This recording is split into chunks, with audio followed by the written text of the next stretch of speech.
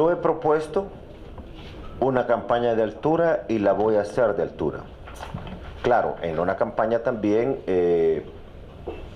van a haber cuestionamientos. Yo creo que si los cuestionamientos se dan en los parámetros de que nosotros, por ejemplo, proponemos un nuevo sistema logístico en términos de un sistema aduanero muy moderno y todos los puertos, aeropuertos que estamos construyendo, las autopistas, y cómo va a ser de transparente eso, probablemente habrán cuestionamientos a eso.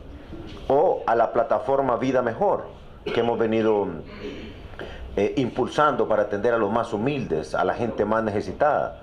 Que hoy por hoy alguien me mandaba mensajes diciéndome que había un medio de comunicación que estaba prácticamente cuestionando por qué tanta gente en el simulacro del Partido Nacional ayer haciendo fila, y que casi el medio no quería decir que era gente humilde, luchadora, y como queriendo ligarlo a que era un tema de compromiso por los programas sociales. Yo creo que en la medida que se den los cuestionamientos, si son con altura, con respeto, son válidos, y nosotros vamos a contestar, porque la dialéctica tiene que estar presente en la campaña. Eso no quiere decir que hay que hacer uso del insulto, de la mentira, de la descalificación. Ahí no vamos a entrar nosotros. Pero aquí es bueno que pongamos en perspectiva quiénes son los que ahora dirigen o representan la oposición, qué hicieron cuando a estos partidos les tocó la oportunidad de gobernar, qué fue lo que no hicieron, dónde está su responsabilidad en este bache que ha caído Honduras, por qué hasta ahora se atiende a los más humildes, a los más necesitados del país, con oportunidades para que vivan en mejor condición de vida, de manera digna. Eso vamos a tener que decirlo. Y aquí los partidos de oposición tienen nombre y apellido, qué es lo que han hecho y lo que han dejado de hacer.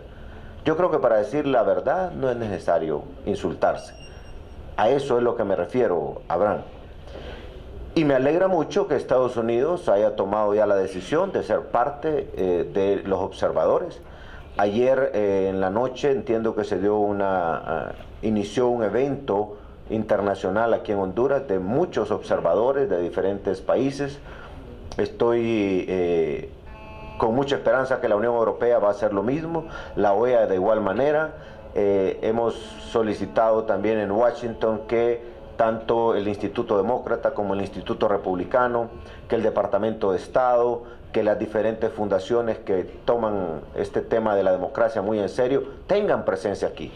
Le decía a la presidenta Bachelet, no solamente quisiéramos de Chile la observación el día de la elección, sino durante el proceso.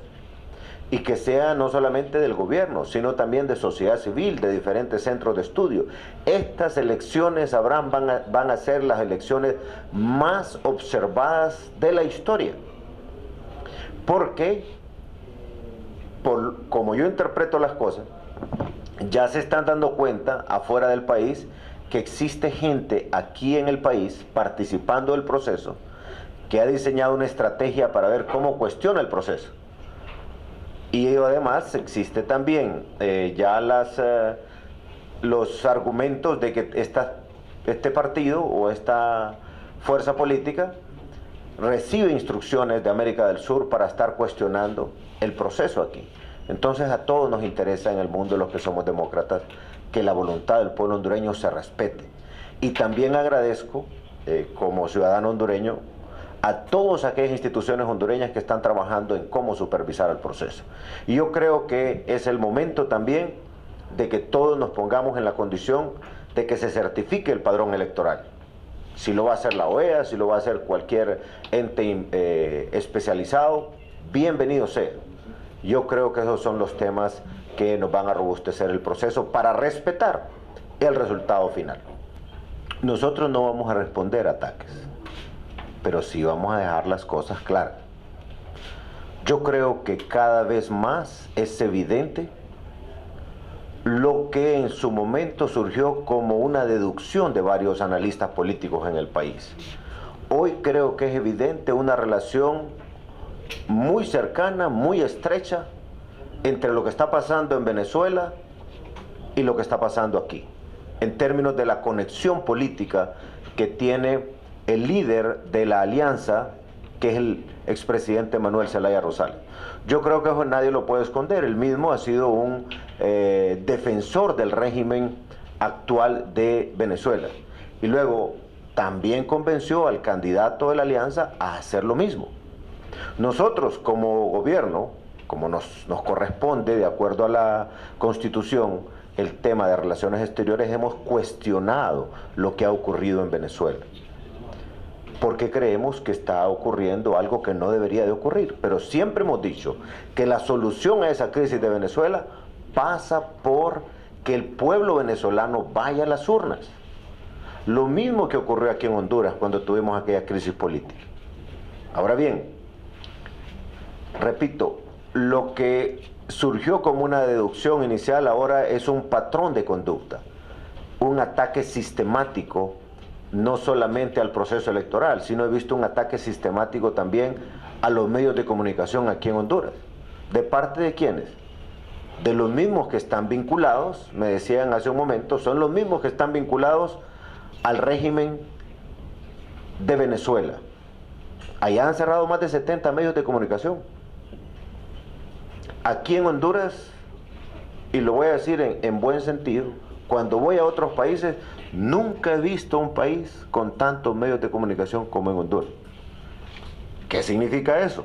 Desde mi punto de vista, pluralidad en el ejercicio de la libertad de expresión, de la libertad de prensa.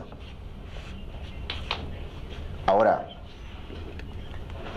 investiguen ustedes.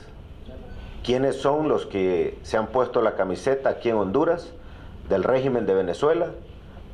¿Cómo es que automáticamente cuando la OEA cuestiona allá o propone soluciones a la crisis de Venezuela, sale el líder de Libre y luego el candidato de Libre diciendo que allá no está pasando nada? Que lo que pasa, dice, es la exageración de ustedes en los medios de comunicación. Eso, viendo una secuencia de lo que ha venido ocurriendo, allí hay una conexión. Entonces yo creo que también ellos tienen derecho a tener su identidad con otras formas de pensamiento político. Pero el pueblo hondureño tendrá que decidir si quiere eso para Honduras o no, durante la campaña y el día que el pueblo hondureño vaya a votar. Miren, yo le decía a un amigo en estos días, no creo que haya existido un político, o si existen, seremos pocos, tan criticados como su servidor desde que inició esta carrera política. Me decía una señora en San Pedro Sula el otro día, para ser más preciso el viernes, me dice, ¿de dónde saca usted tanta tolerancia? El tema es que si usted se mete en esto, tiene que ser tolerante. Y además el medio de comunicación está no solamente para transmitir la información que le dan, sino para cuestionar esa información.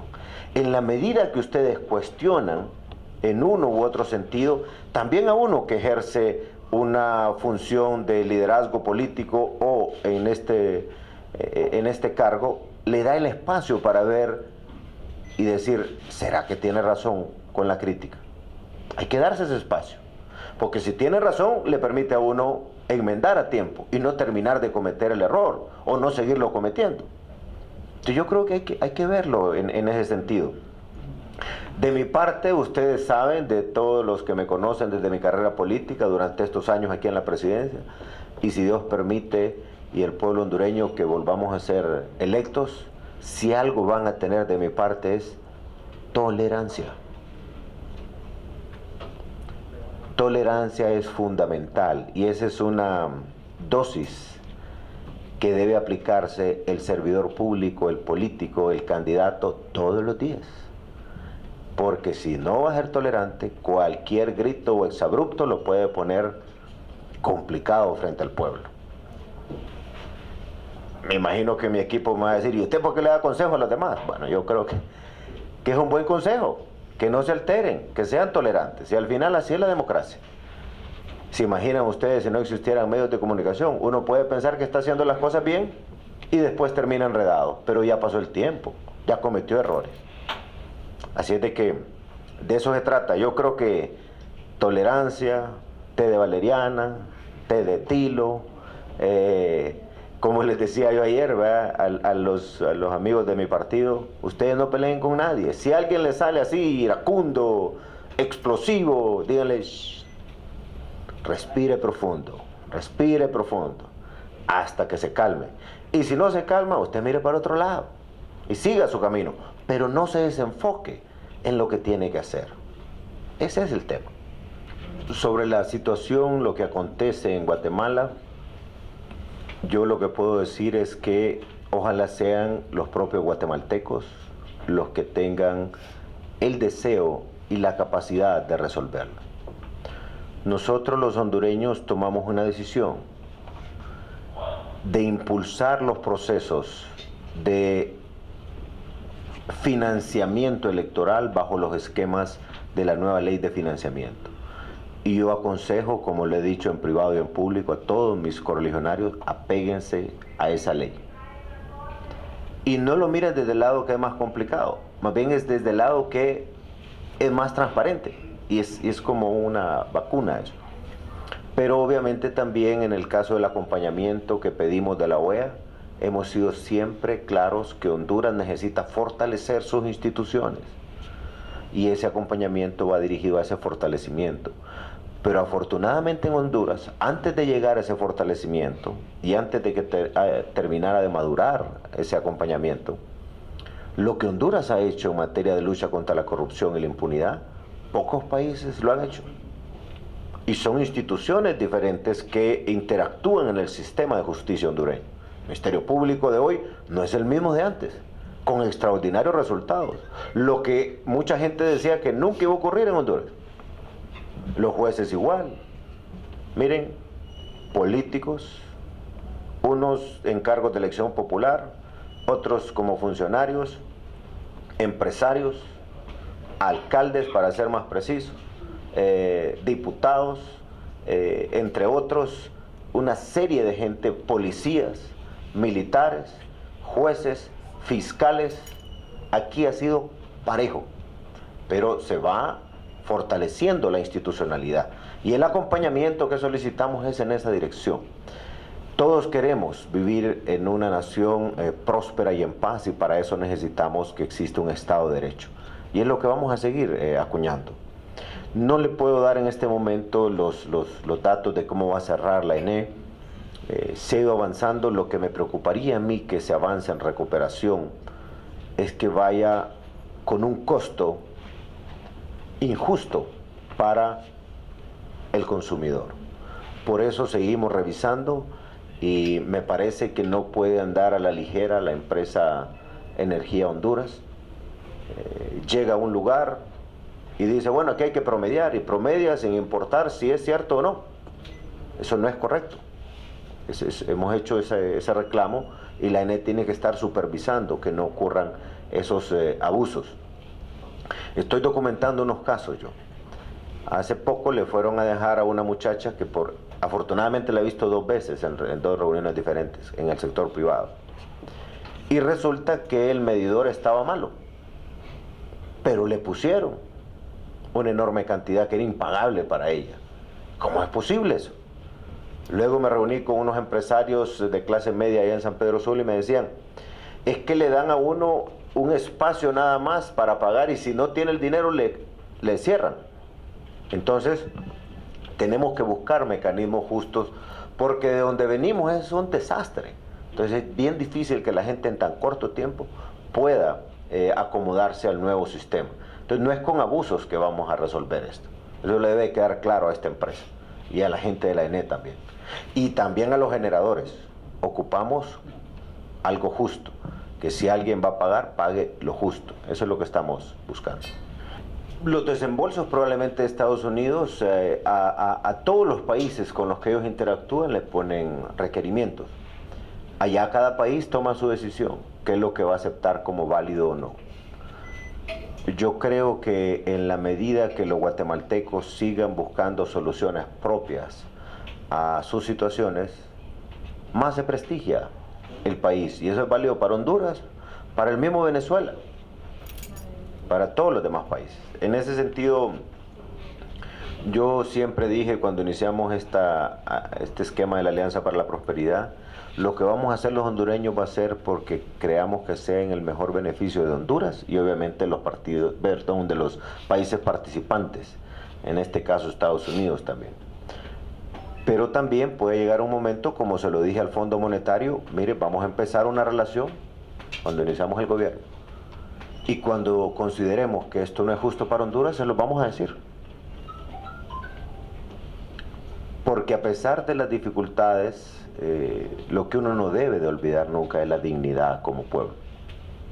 También uno tiene que entender cuando existan situaciones irregulares que a todos los ciudadanos del mundo nos gustaría que todos los demás seres humanos vivan en condiciones dignas. Y eso pasa entonces porque existe un Estado de Derecho, porque reduzcamos al mínimo temas como corrupción, como impunidad.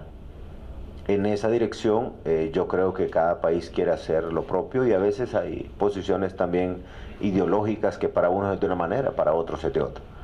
Pero en todo caso yo respeto la opinión de los guatemaltecos, solo aspiro como vecino, como ciudadano del mundo, que encuentren las mejores soluciones. Esperaría que no afecte el tema de la Alianza para la Prosperidad. Ahora, si Estados Unidos o México o Chile o Colombia, que también son parte, o van a ser parte, tienen sus condiciones, esa será una relación de cada país de la alianza con ellos, como nosotros de igual manera. Así es de que les deseamos lo mejor a ellos. Nuestra Cancillería ha estado monitoreando el fenómeno desde que Copeco puso la alerta y tenemos un sistema de comunicación a través de nuestros consulados. Y las instrucciones que se han dado son que se sea mucho más consistente y que permanentemente estemos atendiendo a nuestra gente y dando la información vía internet a nuestros compatriotas allá, deseando pues que ese fenómeno vaya reduciéndose y obviamente cómo vamos a atender a la gente, siempre también trabajando con las mismas autoridades de Estados Unidos. ¿Cuál es la otra pregunta que me hizo? Sobre la Operación Emperador, sí, y de unas osamentas encontradas en un módulo de Támara. Las operaciones como Emperador y todas estas que han venido ocurriendo van a ser parte de un procedimiento operativo normal en el país, como cuando iniciamos con las extradiciones, después con la depuración policial, después con todas estas otras operaciones, una la lanza el Ministerio Público, otra Policía Militar, otra Fusina, otra Policía Preventiva. Eso será normal, de tal manera que yo quiero verlo como normal y no puntualizar en algunas de ellas. En lo de Támara, yo los invito para que mañana, que me van a dar el informe, a las 12 del día en las instalaciones de Policía Militar, nos acompañen y miren la dimensión de lo que se ha encontrado ahí. Es triste saber que un ser humano, no importa quién haya sido, no solamente perdió la vida, sino que lo enterraron clandestinamente ahí, o sea, al margen de cualquier consideración ética o legal. Es lamentable, es parte de lo que estamos cambiando en el país, es parte de lo que creían que nunca iba a cambiar en Honduras, lo que miraban imposible, hoy está ocurriendo y es parte también de hacer justicia. Y obviamente vamos a terminar con la construcción de un sistema penitenciario muy avanzado, donde esperamos que esto no vuelva a repetirse. Sobre las extradiciones voy a volver a repetir lo que siempre he dicho, eso será normal en Honduras y cualquiera que venga hay que darle un tratamiento normal. Sobre el tema de la universidad, mire, es preocupante que ya se perdió un periodo y se va a perder el otro y no se mira capacidad de diálogo. Yo voy a repetir lo que me decía una señora, una abuela de un alumno. Decía: Juan Orlando, ¿cómo es posible que en la universidad tengamos a los catedráticos más ilustrados del país? Y los estudiantes que están ahí son de los hondureños con más deseo de salir adelante, por eso van a la universidad. ¿Y cómo van a justificar que no se ponen de acuerdo? Y lo otro, me decía la señora, que es más trágico, es que alguien quiera justificar arreglar un problema en la universidad atentando contra lo más sagrado, que es por lo que se va a la universidad, que es por estudiar. Ahora, cuando usted mira los números de lo que invierte alguien que con sacrificio manda a su hijo y ahora ha perdido estos periodos, es un impacto económico terrible. Pero me decía un ingeniero agrónomo que estaba orgulloso que su hijo ya había prácticamente tenido una preaprobación para una beca en el exterior, pero ya no va a poder salir graduado este año. Perdió esa oportunidad. Es inconcebible que no puedan llegar a esos acuerdos dentro de la universidad. El Congreso Nacional, por el antecedente que acaba de mencionar Ledman, sí existe un antecedente reciente de una intervención. Yo creo que en este momento lo que el Congreso Nacional tendrá que analizar por procedimiento es si procede o no la solicitud vía iniciativa ciudadana que planteó un sector de la universidad. Si procede a hacer lo que ellos han solicitado. Ahora, hay otro sector que no deja de ser amplio, no solamente en números, sino también en representación de diferentes grupos de la universidad, que dicen que no se puede retroceder. Yo probablemente soy una de las personas que mi objetividad con respecto al tema de la universidad va relacionado a lo que impulsé cuando fui secretario del Congreso, que es la gran reforma de la universidad. Y en uno de esos temas claves es, yo no creo que los estudiantes deben de tener la mitad de la autoridad en la universidad, porque son los que se están formando. Y lo que yo les estoy diciendo aquí lo dije cuando impulsé esa reforma. Ese fue uno de mis cuestionamientos, porque yo fui líder estudiantil en esa época y me pareció inaudito que en la Facultad de Derecho igual valía mi voto para ver si iba o no a una clase en un pensum que el del decano, y yo era el que me estaba formando. Cuando fui a estudiar fuera, becado a Estados Unidos, con mucha más razón me vine convencido que eso había que cambiarlo, y por eso impulsé la reforma universitaria. Ahora, yo también le pido al pueblo hondureño, no nos engañemos, ahí se nota que hay intereses políticos. Y también entonces hay que quitar hay que extraer ese componente del tema político para ser más objetivos en la posible solución. Pero yo asumo que el Congreso ha estado escuchando todas las partes. Ojalá también escuchen a los padres de familia.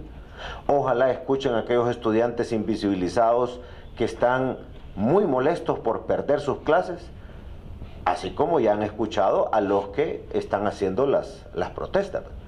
Y en lo que sí voy a estar de acuerdo con algunos que protestan es en el sentido de que la universidad debe tener un procedimiento para que los estudiantes elijan y lleguen a los cargos. No se puede obviar que ese es un tema que hay que solventar. Así es de que esperemos que la solución del Congreso sea una solución por Honduras, y recordar que la Universidad Nacional Autónoma es de todos los hondureños, no solamente los que están estudiando ahí. Y además los que van a estudiar ahí, la gran mayoría es gente que va con mucho sacrificio, con mucho deseo de superación. Pero lo que está ocurriendo hoy es totalmente contraproducente al espíritu de la universidad, a lo que demanda una sociedad de catedráticos, trabajadores y estudiantes universitarios. Se está haciendo todo lo contrario. Obviamente que el diálogo es la mejor herramienta. Ojalá no llegue el momento en el que, a pesar de que no haya diálogo, se tendrá que buscar una solución. Pero hay momentos en los que hay que buscar soluciones. Bueno, en el tema de las llamadas, Ledman, ha sido efectivo, pero también no podemos desconocer que el criminal anda buscando la vuelta a esa situación. A veces no necesariamente lo hacen por llamadas. Fíjense que hemos encontrado casos en que en los nuevos uniformes de los reclusos, en el ruedo donde queda un doblez de la tela, ahí enrollan papelitos finos, se los colocan antes de salir a las audiencias cuando van a los juzgados, y cuando llegan a los juzgados a alguien se lo entregan, no sé si a los abogados o a los parientes, y a través de ahí mandan instrucciones. Por eso es que yo le pido al Congreso Nacional que nos aprueben la reforma para que las audiencias se den dentro de las mismas cárceles televisadas. Si ahora ya Honduras dio ese paso con la ley de la policía militar, pudiera estar un juez fuera del país y usar el internet.